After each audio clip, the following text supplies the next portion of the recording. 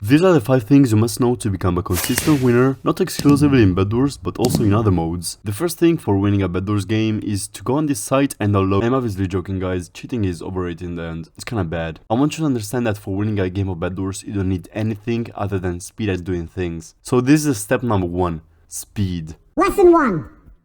Speed. When you start the game, first thing on the checklist is to completely vanquish your neighbor. Badly.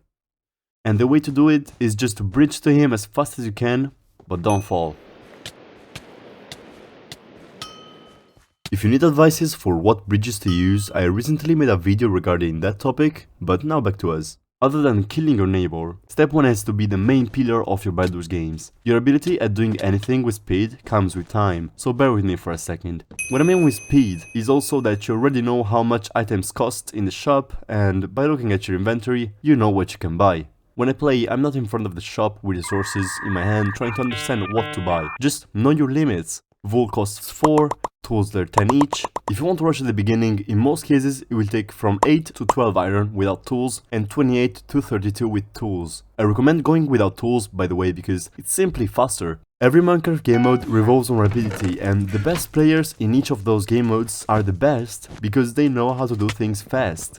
Speed is also a bunch of other stuff that by practice it will come in your hands, but in my personal opinion, without step 1, your Bedwars experience will be kind of a failure. The second thing is to know your enemies. I'm not speaking of getting to know them, listen here. When you're playing and you see in chat somebody slaughtering an uncountable number of players, they become a high value target, meaning that you should kill them as soon as possible. So clean your neighbors, then go to his island and do your job, preferably when he's not looking. Most of the times when I focus someone, we outkill each other until I either get wiped out or they die. And if they get pissed off because all you do is try to kill them and proceed to say mean words, say this in chat. If they're not even looking when you destroy their bed, you just possibly have hit the jackpot. Since I come from a small Bedwars server, sometimes I could find the same players in different games and from their names I could just remember if they were any good and if they're worth focusing. But honestly, in most games you won't find anyone of interesting, and there won't be anyone that you should give pressure on. Focusing someone may take you more time than playing a game normally, because of course it's harder to win, but it's important because if you don't focus them, they usually will focus you. The third thing is about your teammates. They depend a lot on your game, if either you're playing in duos with just one guy with you, or in squads with 3 players with you. The problem with your teammates is that they're an independent variant. They sometimes may be better than you, and sometimes they may not even know how to play the game. But in each case, they can be useful. What I want you to understand is that you should not rely on them. As I said, they can either be good or bad. If they're good, they can help you win the game, and if they're bad, they will probably do nothing. My personal advice is to play your games without looking up to them. Or you can suggest them to play some defense on the bed, but don't expect anything. Maybe if you ask politely, but I don't know. Communication with your teammates can be helpful a ton if, for example, you're getting rushed and you can call them out to help you defend. Or actually, in any case, communication is very good.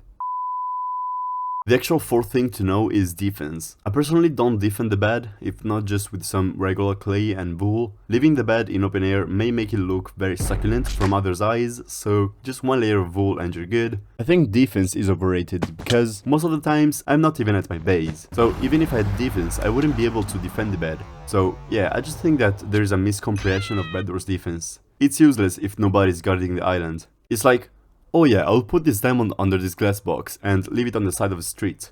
No one is going to take it, right? Right?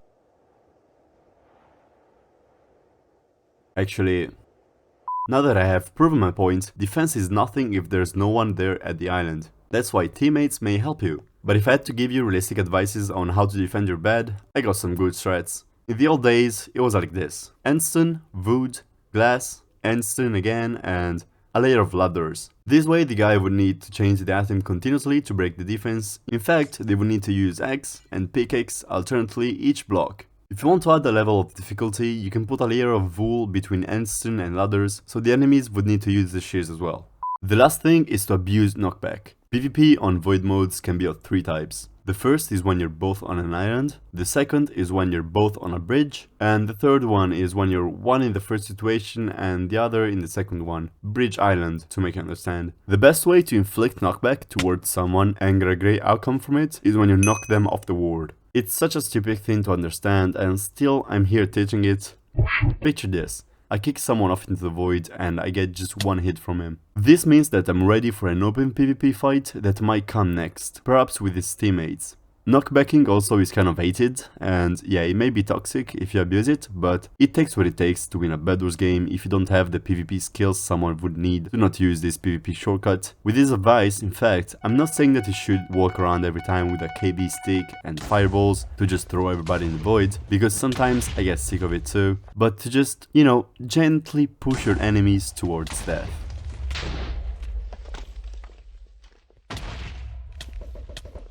Practice with knockback comes with PvP skills and of course with Bedwars playing. Sometimes I like to just go on Bedwars, put some music I enjoy and become a threat to society, but mainly towards the life of the other players. That's everything for the basic things you need for winning in Bedwars. You don't need those things actually to win a Bedwars game, but all I'm saying is that you need those things if you want to win with consistency and rapidity.